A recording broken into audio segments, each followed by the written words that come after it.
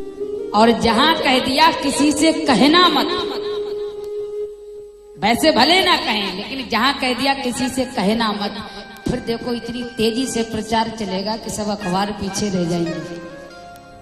वेद छिपाने का साहस नहीं होता है। रावण कहता मंदोदरी आत्मा भी तेरे अंदर अपगुण है। मंदोदरी से कहता मंदोदरी पर मेरे अंदर अपगुण नहीं है, तू मुझे समझा रही है? मेरा बेटा चला गया और मेरी लंका जल गई, मेरी वाटिका चली गई, और तू कहती है कि मैं जानकी को वापस कर दूं। अब मैं जानकी को वापस नहीं कर सकता और मैं उस राम से युद्ध करूंगा। मंदोदरी को जिस समय हाथ से धक्का दिया मंदोदरी धरा पर गिर जाती है।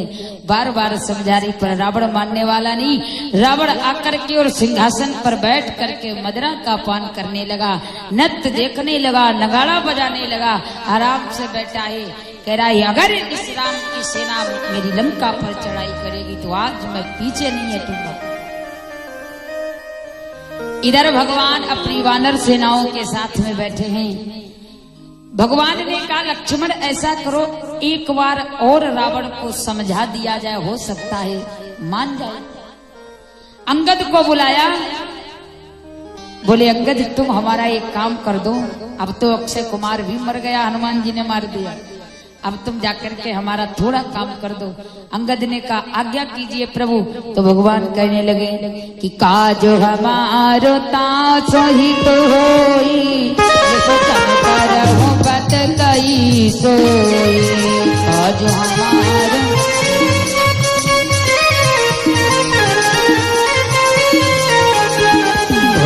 काज हमारे तासो ही तो होई, रिपुसन करहु बत कई सोई।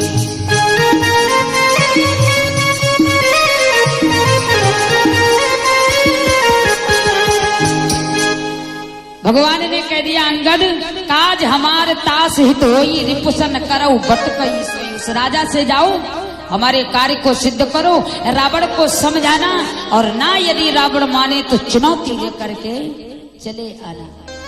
अंगद ने भगवान के चरणों में प्रणाम किया और अंगद जिस समय लंका में रावण के दरबार में जिस समय पहुंचे, आज अंगद को देख करके सारी सभा खड़ी हो गई। बोले पहला वानर आया लंका जला के चला गया, अब ये दूसरा वानर कौन सी आफत लेके आ गया। सब खड़े हो गए।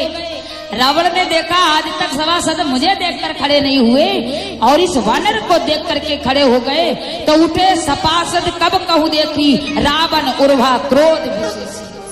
वानर का सम्मान करते जब राक्षसों को देखा तो रावण के अंदर क्रोध आ गया और अंगद को देख करके रावण कहने लगा हे वानर, कै 10 कंठ कवन तय बंदर। जैसे ही अंगद ने सुना, हमने तो सुना था रावण ज्ञानी है, इसे तो बोलने का भी ये नहीं पता कि किससे कैसे बोला जाए, क्योंकि व्यक्ति की पहचान वाणी से हो जाती है। व्यक्ति कैसा है उसकी वाणी से जान लो, वेशभूषा से मत जानो। घर में कुछ और खाते बाहर कुछ और खाते, घर में कुछ और पहनते बाहर कुछ और पहनते। वेशभूषा से किसी की पहचान नहीं होती। पहचान करनी है तो वाणी से करो, जैसी वाणी होगी वैसे ही विचार होंगे। तो उसी समय अंगद विचार करने लगा कि जब इसकी वाणी ही शुद्ध नहीं है तो फिर इसके विचार कैसे होंगे। तो अंगद ने कहा जैसा व्यक्ति होना चाहिए उसके साथ वैसा ही करना चाहिए। तो जैसे रावण बोला वो कै 10 कंठ कवन तय बंदर, अंगद ने कहा मैं रघुवीर दूत 10 कंधर। अंगद ने जैसे रावण को 10 कंधर कहा, रावण ने कहा तूने मुझे 10 कंधर का कौन है, कहां से आया है, क्यों आया है। अंगद कहने लगा कि सुन रावण कि अंगद नाम बाल कर बेटा, आंसू को भई बेटा। अंगद बचन सुनत सकुचान, अंगद बचन सुनत सकुचान।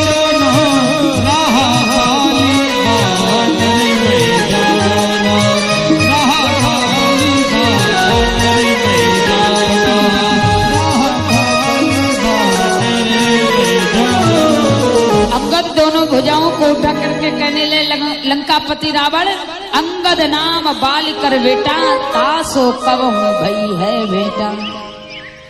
बोले लंकापति रावण, मैं बाली का बेटा हूं। जैसे बाली का नाम सुना रावण कांप गया। रावण कहने लगा, अच्छा अच्छा बाली के बेटे, और बताओ बाली कुशल मंगल है कि नहीं, और बाली कैसा है आजकल, कहाँ है? अंगद कहने लगे, बोले जहां बाली है वहां तुझे भी जाना है। रावण कहने लगा, मैं कुछ समझा नहीं। बोले बाली को मेरे प्रभु राघवेंद्र सरकार ने मार दिया है। अभी बाली को ना पहचानो, वही बाली जिसको 6 महीने तक तुमको बगल में दबा करके रखा था। बाली ने अपनी बगल में रावण को 6 महीने दबा के रखा था। मैं उसी का बेटा हूं। भाई तुझे भी जाना है। यहाँ पर रावण ने भी अंगद को बड़ी सुंदर शिक्षा दी। बोले अंगद, पिता चाहे कितना भी नीच क्यों ना हो, लेकिन पुत्र के लिए पिता रहता है। और तूने अपने पिता को अपने भगवान के ही हाथों मार करके और तू यहाँ आ गया और तू हमसे कहता है कि वहीं तुझे जाना ही। अरे तू स्वभाव से वानर है, अपने पिता का मरण हो गया और जिसने तेरे पिता को मारा है उसी की कीर्ति का बखान कर रहा है। अरे ऐसा संसार में पुत्र होना नहीं चाहिए जो अपने पिता के साथ ऐसा करे, उसके बाद आकर के सीना तान करके खड़ा होता है। अरे वो तपस्वी जिसके पास खुद रहने का ठिकाना नहीं, जिसके पिता ने घर से निकाल दिया, 14 वर्ष के लिए रूखा सूखा खा करके जीवन बिताता है, उसका दास बना घूम रहा है। अरे तू मेरे पक्ष में आ जा तो मैं तेरा कल्याण। रावण ने जब राम जी की निंदा की, उसी समय अंगद ने अपनी दोनों भुजाओं को जब पृथ्वी पर पटका तो रावण के शीश पर 10 मुकुट थे, 10 धरा पर गिर गए। 4 मुकुट उठा करके अंगद ने भगवान के पास फेंक दिए और 6 मुकुट उठा करके रावण ने अपने शीश पर लगा लिए।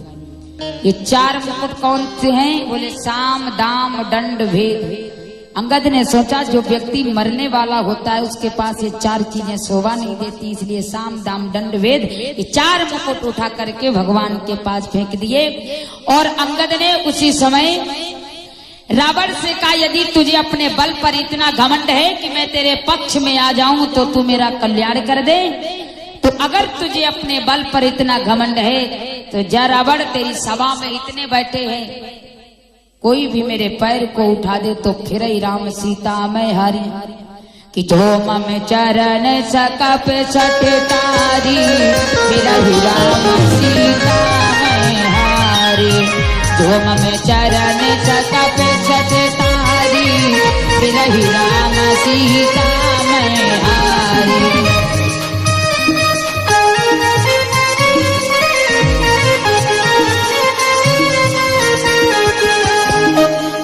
आज इसी समय रावण से अंगद कहने लगा, बोले सुन लंकापति रावण, जो मम चरण सकप सटटारी, फिरई राम सीता मैं हारी।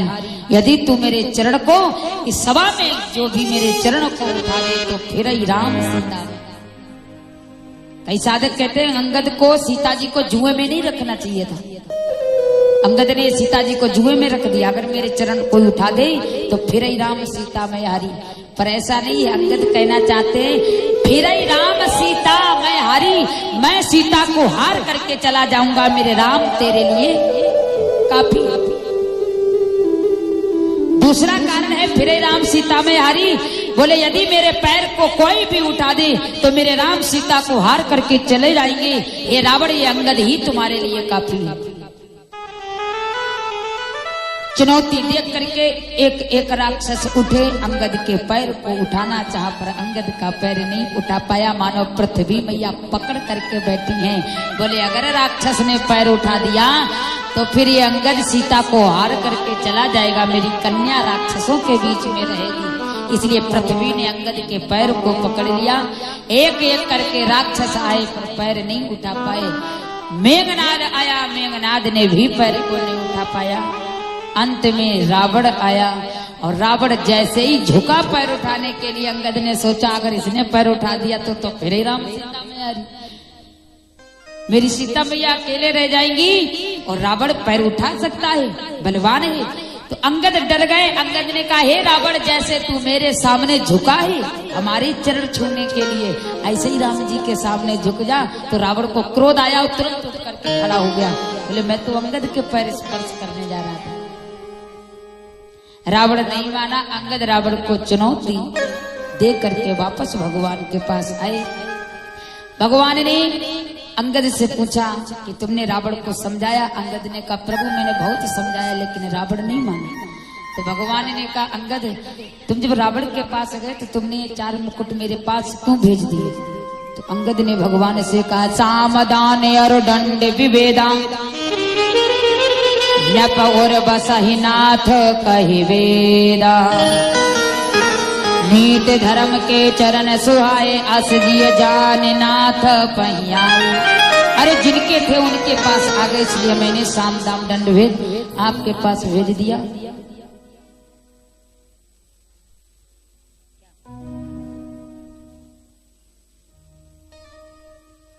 हम तो दोनों तरफ फंस जाते हैं। अगर कथा जल्दी बढ़ाओ तो हमारे पास समाचार आता है कि सुनाओ, और जब समय हो जाता है तो फिर हमें टाइम दिखाया जाता है।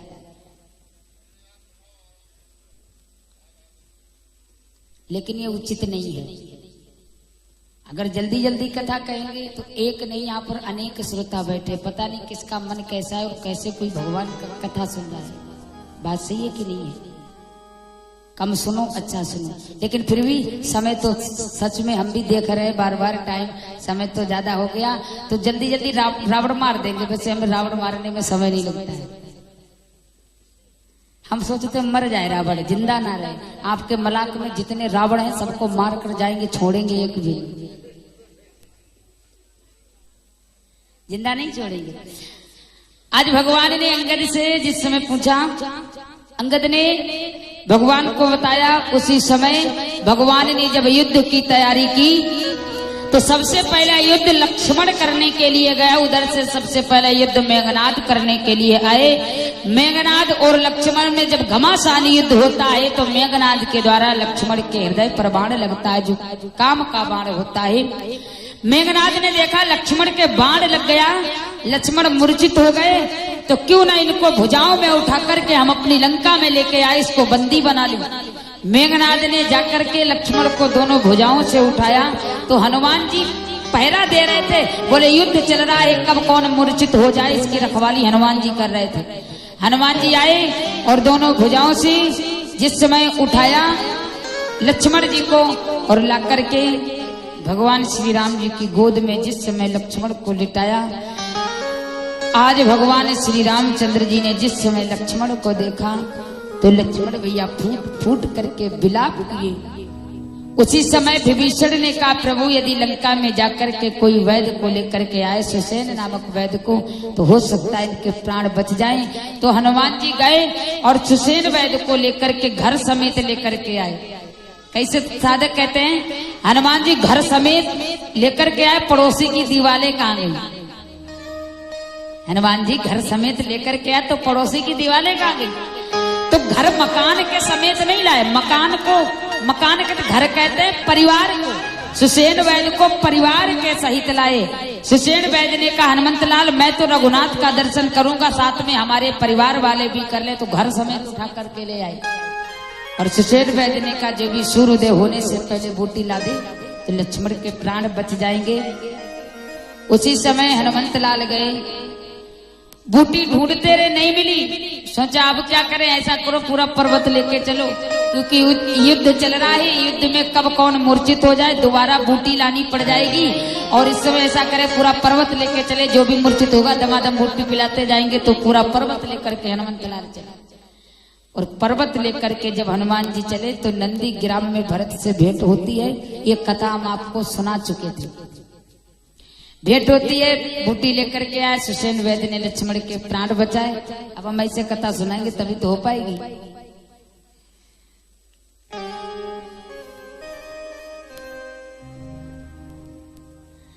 जिस समय प्राण बचाए, रावण ने जाना कि लक्ष्मण के प्राण बच गए तो रावण ने जाकर के कुंभकर्ण को जगाया। और जैसे कुंभकर्ण को जगाया, कुंभकर्ण 6 महीने बाद जगा है। एक दिन जगता था और 6 महीने सोता था।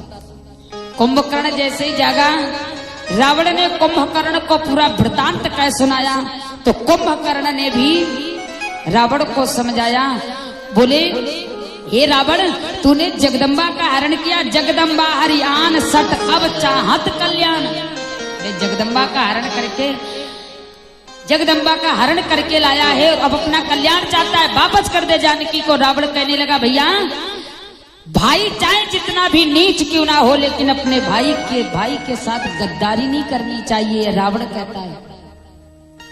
लेकिन किसी कवि ने लिखा है, इस जमाने में जानते हो क्या होता है कि इस जमाने में कलेजा तक हिला देते हैं लोग, इस जमाने में कलेजा तक हिला देते हैं लोग, सगे भाई को जहर हंस के हिला देते हैं लोग, सगे भाई को जहर हंस के हिला देते हैं लोग। इस जमाने में कलेजा हिला देते हैं लोग, इस जमाने में कलेजा हिला देते हैं लोग, सगे भाई को जहर हंस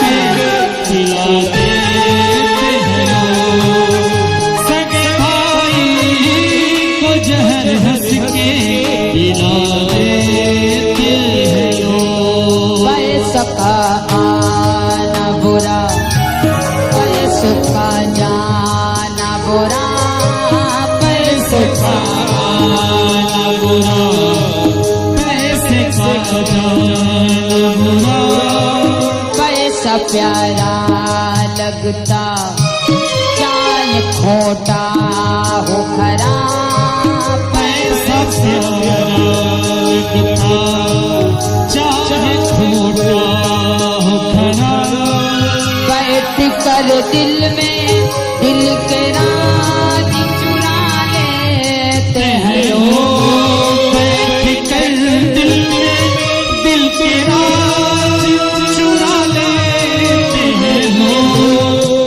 सगे भाई को जहर हंस के हिला देते हैं लोग, सगे भाई को जहर हंस के हिला देते हैं लोग। इस जमाने में कलेजा तक हिला देते हैं लोग, इस जमाने में कलेजा तक हिला देते हैं लोग, सगे भाई को जहर हंस के हिला देते हैं लोग, सगे भाई को जहर हंस के हिला देते हैं लोग, हिला देते हैं लोग। आज रावण कुंभकर्ण से कहता, भैया मैंने भले ही पाप किए हो, लेकिन इस समय तुम्हें साथ अपने भाई का देना चाहिए, इसलिए हमारा साथ दो। कुंभकर्ण कहने लगा, अगर यही बात है भैया तो मैं आपके लिए युद्ध के लिए जाऊंगा। रावण कहने लगा, सेना लेकर के जाओ। कुंभकर्ण ने मन में विचार किया, सेना लेकर जाऊंगा फिर भी मारा जाऊंगा, और अकेले जाऊंगा फिर भी मारा जाऊंगा, तो क्यों ना अकेले जाएं राम जी के पास। इधर कुंभकर्ण जैसे ही गया, विभीषण ने आते देखा, तो विभीषण ने भगवान से कहा, प्रभु यदि आपकी आज्ञा हो तो क्या मैं अपने भैया कुंभकर्ण से मिलने? भगवान ने कहा, विभीषण जाओ कुंभकर्ण से मिलो। आज विभीषण कुंभकर्ण के पास आए। कुंभकर्ण ने विभीषण को ललकार लगा दी, विभीषण तू कैसा भाई है जो अपने भाई को युद्ध के मैदान में छोड़ करके और तू राम की शरणागति में आ गया? तुझे मरने का इतना डर है कि तू अपने भाई को छोड़ करके चला आया। विभीषण कहने लगे, भैया मैंने अपने भाई रावण को नहीं त्यागा, बल्कि रावण ने मुझे त्याग दिया और अपने राज्य से निकाल दिया, इसलिए मैं भगवान की शरणागति में आया। तो कुंभकर्ण ने कहा, हे विभीषण, धन्य धन्य ते धन्य विभीषण, भय होता निश्चर कुलभूषण। 3 बार का धन्य धन्य ते धन्य विभीषण। विभीषण तू धन्य निकला जो भगवान की शरणागति में चला गया। विभीषण मुझे पता है इस लंका में सब मारे जाएंगे, तू बचेगा। तुझे ज्ञान है जब मेघनाद और रावण और ये कुंभकर्ण मारा जाए तो तीनों का अग्नि संस्कार ऐसे करना जैसे वेदों में लिखा है। और इतना कहकर के अपने भैया विभीषण को भेज दिया। कुंभकर्ण ने जाकर के घमासान युद्ध किया। भगवान ने बाण पर बाण छोड़े। वानरों ने बड़े बड़े पत्थरों को उठा करके कुंभकर्ण के ऊपर फेंका। बड़े बड़े वृक्षों को उखाड़ करके कुंभकर्ण के ऊपर फेंका, पर कुंभकर्ण नहीं मारा गया। भगवान ने एक बार में 71 बाण छोड़े। वो 71 बाण कुंभकर्ण के जा लगे और कुंभकर्ण राम राम कहकर के धरा पर गिर गया। और ये राजा रामचंद्र भगवान की जय। कुंभकर्ण मर गया। अब 2 बचे, कौन? रावण और मेघनाद। आज लक्ष्मण को पता चला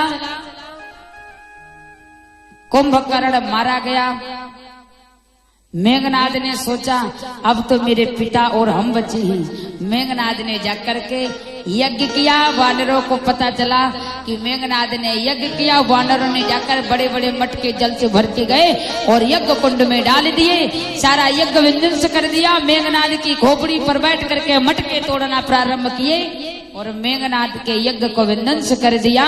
और मेघनाद को खींच करके जब बाहर युद्ध के मैदान में लाए तो लक्ष्मण और मेघनाद का घमासान युद्ध हुआ। मेघनाद मायावी है पर भगवान कि भाई लक्ष्मण मायावी नहीं है।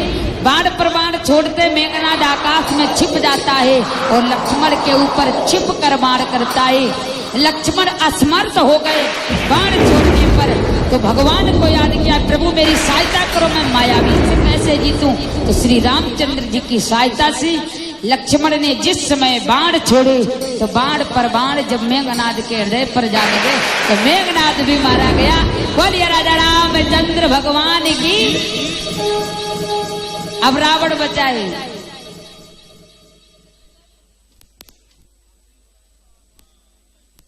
रावण बचा है अब अकेले। श्रोता ये मत सोचना कि ऐसे कथा देखो समय नहीं है इसलिए सुना रहे हैं। सभी लोग जानते हैं, जिसके पास मोबाइल हो घड़ी हो देख लो कितना समय हो गया है। अब बचा है रावण अकेले। जब रावण ने देखा मेरे पुत्र भी चला गया, भैया भी चला गया, वाटिका भी चली गई, लंका भी चली गई, अब मेरा बच्चा क्या है, तो हम भी चले जाएंगे, तो इसमें कौन सी बड़ी बात। रावण उसी समय रथ पर बैठ करके जिस समय आया है मैदान में, पर भगवान के पास कोई रथ नहीं। देवताओं ने कहा रामचंद्र जी आप अभी रथ पर बैठ करके जाओ। रावण रथी बिरथ रघुवीरा।